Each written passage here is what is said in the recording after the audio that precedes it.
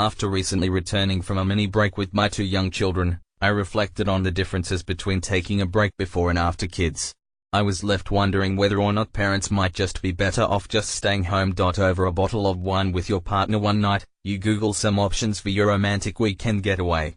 You check for proximity to the nearest chef-hatted restaurant and whether or not it has views of the beach. You press book and look forward to your relaxing break. After kids, with just 2 weeks until the school holidays, you get grumpy at your partner for assuming that booking the holiday is your job. You sulk for a bit, then ask him to organize the pets while you spend hours on your lunch break looking for accommodation that isn't too pricey, has enough bedrooms and no steep stairs. After scrolling and swiping for days, you get hotel app fatigue and just book something with a pool and a family-friendly bistro. That night you wake at 3 a.m. panicked. Does it even have blackout blinds? High chairs? A bath? A dangerous non-regulation balcony? You fall asleep trying to think of the great memories you will make. Point to the packing before kids. You pull out your cute little wheelie case and pop in some clothes and heels for going out, swimmers for the beach, and your usual toiletries. You pack some gym gear in case you fancy a run and your current book or magazine. Your partner does the same, and in 10 minutes, you are ready to go. After kids, 2 days before you leave, you write a list that includes food and snacks, toys, clothes to remember, and do not forget blanky/bunny/nightline underlined 3 times.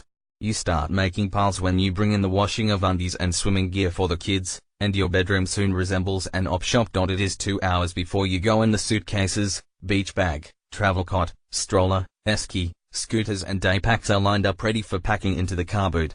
You spend the next hour sniping at your partner as you try to tessellate the various bulky items into the correct position. It's similar to the Nintendo game Tetris from your youth, but without the music, colors or fun. You finally reverse out of the driveway as you realize the baby smells of poo and the eldest tells you he's hungry. You fling a muesli bar into the back, hope it is just wind, and slap on your holiday smile while realizing you have forgotten to pack your own undies. 3 The schedule before kids. There is no schedule, just a never-ending list of possibilities.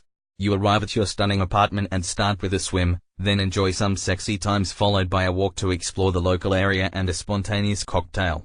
Then you have another swim, and nap, a long leisurely bath and a delicious dinner followed by a solid 8-hour sleep.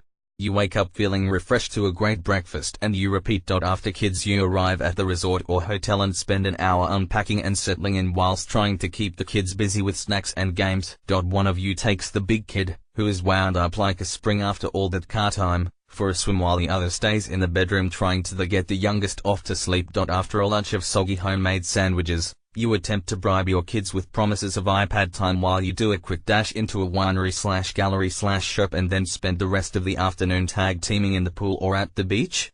It is lovely seeing the kids have fun until one of them loses it over getting too hot/too cold/too sandy, and you retreat to the apartment with a screechy small person under your arm. You re-emerge at 5 p.m. for dinner at the hotel bistro and speed order fish and chips without even looking at the menu. You try to amuse the kids with collaring in and stop them from running up and down as the old couple on the adjacent table give you death stares.